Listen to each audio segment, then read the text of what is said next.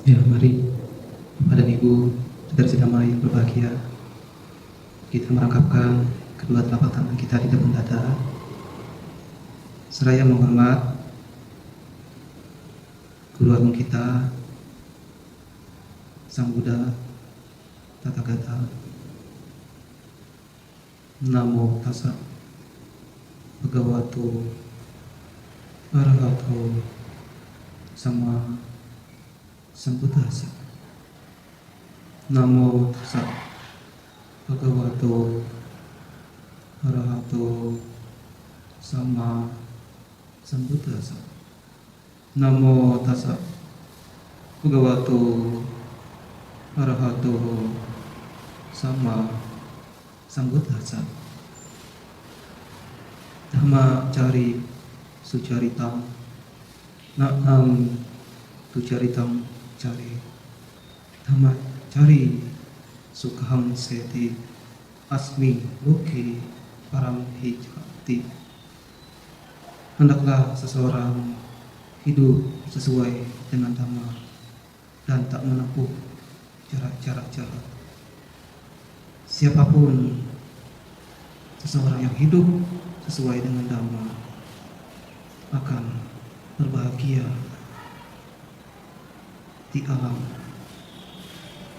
selanjutnya. Dhammapada Syair 169.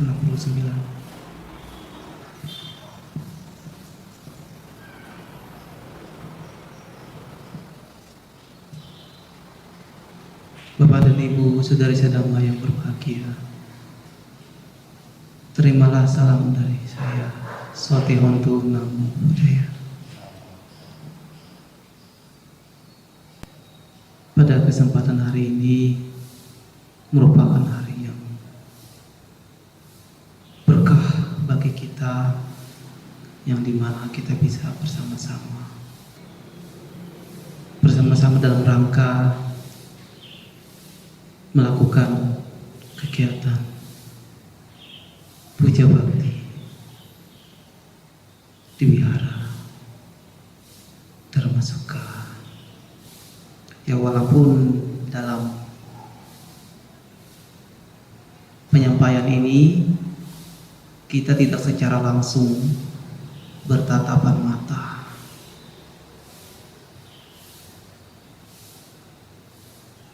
akan tetapi hal ini tidak mengurangi semangat Bapak dan Ibu untuk mendengarkan dhamma ajaran Sang Buddha. Bapak dan Ibu, saudara sedama yang berbahagia, pada kesempatan hari ini saya ingin menyampaikan satu topik ceramah. Satu topik ceramah ini saya berikan judul, yaitu memahami dhamma berdasarkan Ratapala Sutta. Seperti kebiasaan, saya selalu berceramah itu minimal menggunakan satu sutta. Kenapa saya menggunakan sutta? Karena sutta ini sebagai acuan referensi, ya, referensi saya untuk membabarkan dhamma. Karena bagaimanapun seorang biku itu harus membabarkan dhamma ajaran Sang Buddha, bukan ajaran diri kita, tapi ajaran Sang Buddha. Ratapala Sutta ini terdapat di dalam Majjhima Nikaya kelompok 2, Sutta ke-82. Jika kita mengacu kepada sutta ini, di sini terdapat dhamma yang tentunya bisa kita jadikan pedoman hidup, ya, pedoman hidup dalam kehidupan kita sehari-hari. Sedikit cerita mengenai Ratapala.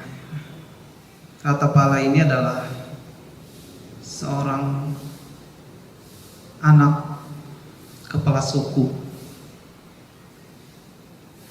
di utara Kuru, tempatnya itu di Tolakutita. Nah, ketika para kepala suku di sana mengetahui Sang Buddha datang, mereka bergegas menemui Sang Buddha. Nah, ketika menemui Sang Buddha, para kepala suku dan yang lainnya ini, ada satu rumah tangga yang anak kepala suku ini itu bernama Ratapala yang berkeinginan untuk menjadi biku. Ketika menjadi biku, Sang Buddha kembali bertanya, "Wahai Ratapala, apakah kamu sudah diizinkan untuk menjadi biku?" Ternyata belum mendapatkan izin. Hingga akhirnya Ratapala ini kembali ke rumah meminta izin kepada orang tua. Nah, karena kehidupan Ratapala ini kaya raya, kemudian Ratapala ini sangat disayang oleh orang tuanya. Dan pada waktu itu Ratapala memohon izin untuk menjadi biku, dan ternyata orang tuanya tidak mengizinkan. Untuk pertama kalinya tidak diizinkan, kedua kalinya tidak diizinkan, hingga Ratapala ini mengancam, "Jika saya tidak hidup jadi biku, lebih baik saya mati di tempat ini." Nah, akhirnya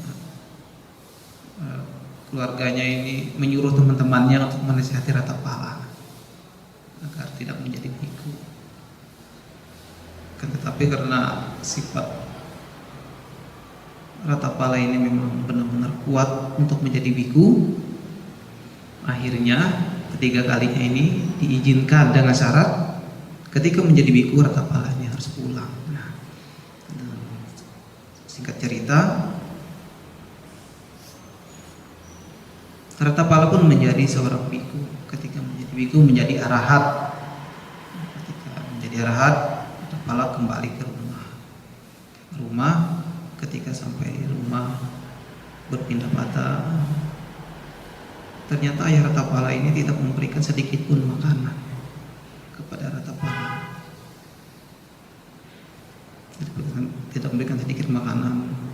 Hingga akhirnya ada satu budak pada waktu itu ingin membuang nasi basi. Ketika membuang nasi basi, Bante Ratapala ini mengatakan, "Jika nasi basi itu mau dibuang, lebih baik nasi ini dipersembahkan kepada saya." Akhirnya Bante Ratapala ini memakan nasi basi yang diberikan oleh budak perempuan.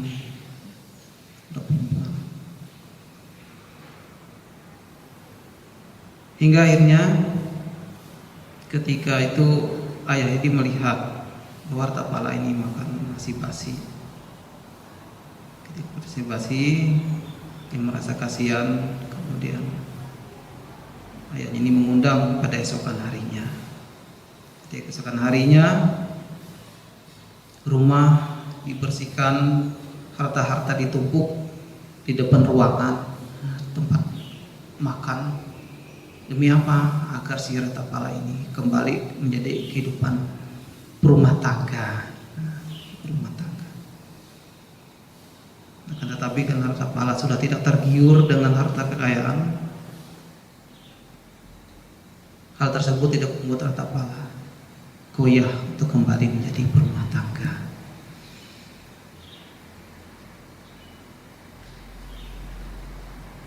Sehingga ketika setelah makan siang, Bante Ratapala ini pergi ke suatu taman Mikacira milik Raja Korapea. Nah, di sini bertemu dengan Raja Korapea. Korapea ini adalah seorang raja dan bertanya kepada Ratapala, "Bante, karena apakah seseorang meninggalkan kehidupan berumah tangga menjadi kehidupan tanpa berumah tangga?" Si raja ini kemudian menyatakan, Ada beberapa rumah tangga yang meninggalkan kehidupan berumah tangga menjadi biku disebabkan karena 4 hal. Yang pertama yaitu karena usia tua. Yang kedua karena sakit.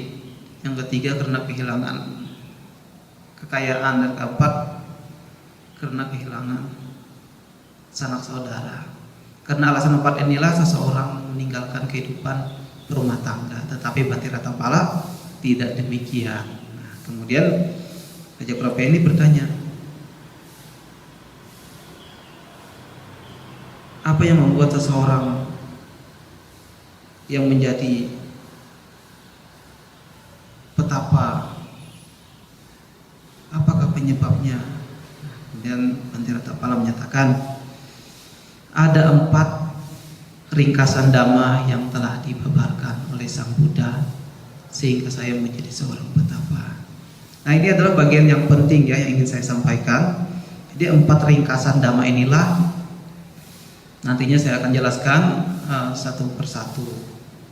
Nah, yang pertama ringkasan pertama ini bahwa kehidupan ini tidak stabil. Si Ratnapala ini berpikiran, ia menjadi biku itu memahami bahwa kehidupan ini tidak stabil, artinya kehidupan yang selalu berubah-ubah. Bapak dan Ibu saudara sedama, kita pahami kehidupan ini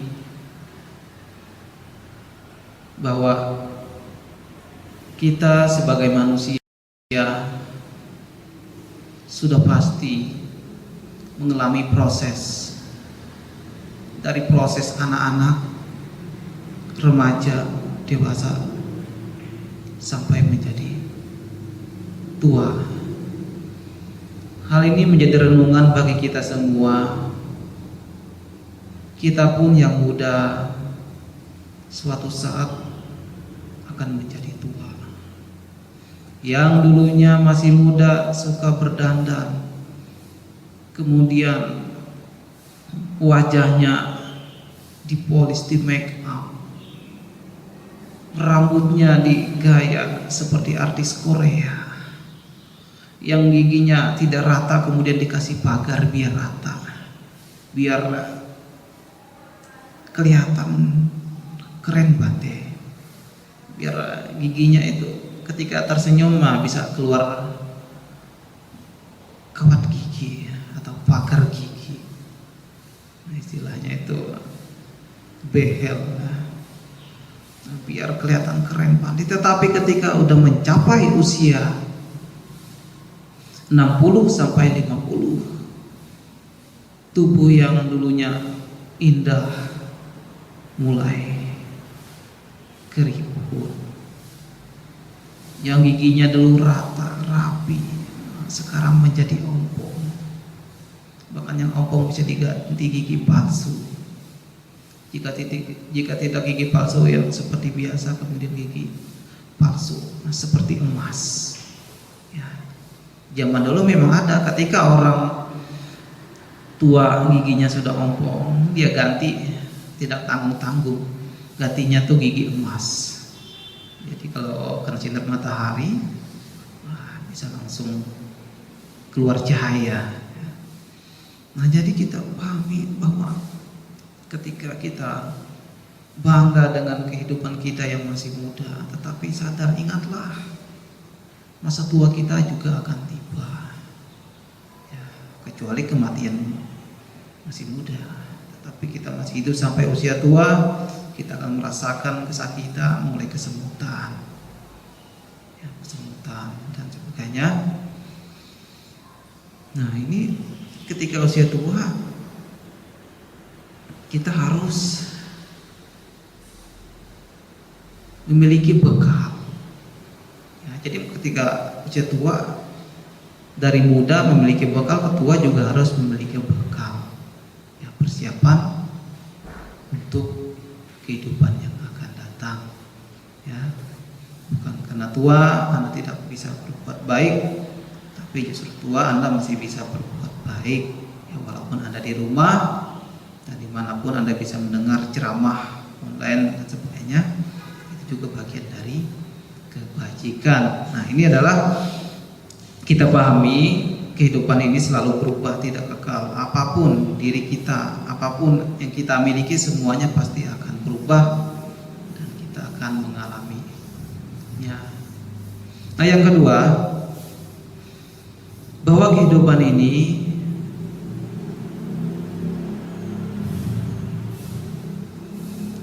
tanpa naungan. Apa itu Bante tanpa naungan? Tanpa naungan bahwa kehidupan kita ini tidak lepas dari penyakit. Dia tidak mungkin dengan itu kita wajar mengalami sakit. Setiap makhluk hidup, termasuk kita manusia, pasti akan mengalami sakit. Ketika kita sehat, kita bergembira, kita bekerja mencari kekayaan, kemudian berpoya-poya, bersenang-senang, tetapi lupa dengan kebajikan. Ya, ketika lupa kebajikan, ketika kita sakit, baru kita ingat Dhamma. Ya, seperti saya ketahui banyak umat Buddha, tidak usah bicara orang lain, tetapi umat Buddha terkadang mereka hanya perlu ketika sakit mengundang bikunya, tetapi ketika tidak sakit, kebaktian pun jarang, berbuat baik jarang. Ketika sakit itu muncul, baru ingat Dhamma, baru ingat kebajikan. Padahal Dhamma itu ketika tidak sakit ataupun sakit, Dhamma tetap harus menjadi pedoman hidup kita. Ya, begitu pula ketika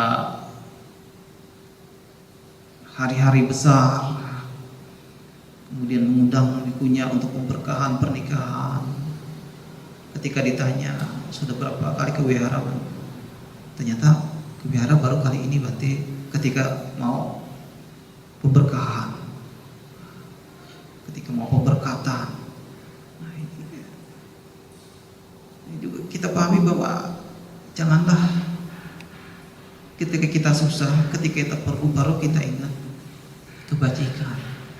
Karena kebajikan ini sebenarnya harus kita lakukan dalam keadaan apapun, keadaan senang, susah maupun netral sekalipun. Kebajikan atau Dhamma ini harus kita jadikan pedoman hidup kita. Jadi Bapak dan Ibu, bahwa kehidupan ini tanpa naungan, bahwa kehidupan manusia ataupun makhluk hidup pasti akan mengalami sakit. Yang ketiga, bahwa kehidupan ini tidak memiliki apa-apa. Apa yang dimaksud Bante bahwa kehidupan ini tidak memiliki apa-apa? Ketika kita hidup di dunia ini, kita mengumpulkan harta kekayaan hasil dari jerih payah kita, melakukan pekerjaan dari pagi hingga pagi lagi demi memenuhi kebutuhan hidup, demi memperoleh kekayaan.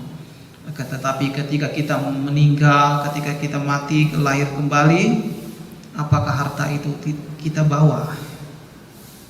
Tidak. Ketika kita hidup di dunia ini mengumpulkan harta dan kemudian kita meninggal, lahir dalam selanjutnya, kita tidak memiliki apa-apa. Harta kita tidak akan dibawa, mati dan tidak akan dibawa kehidupan yang akan datang. Maka dari itu kita lahir, kita tidak memiliki apa-apa dalam hal materi, tetapi dalam hal kama tentu kita pasti miliki masing-masing. Ya, ini yang ketiga, artinya kita tidak memiliki apa-apa. Harta apapun kita miliki, semuanya pasti akan kita tinggalkan. Ya, yang keempat, bahwa kehidupan ini tidak lengkap atau tidak memuaskan. Ya, tidak memuaskan. Di sini bahwa kehidupan kita yang diliputi oleh keinginan, nafsu keinginan ini selalu ada di dalam diri kita. yaitu keinginan, kehendak agar kita hidup bisa memuaskan nafsu indria kita. Nafsu keinginan ini terbagi menjadi 3. Yang pertama yaitu kama tanha. Kama tanha adalah nafsu keinginan berupa kesenangan indria. Yang kedua yaitu bawa tanha.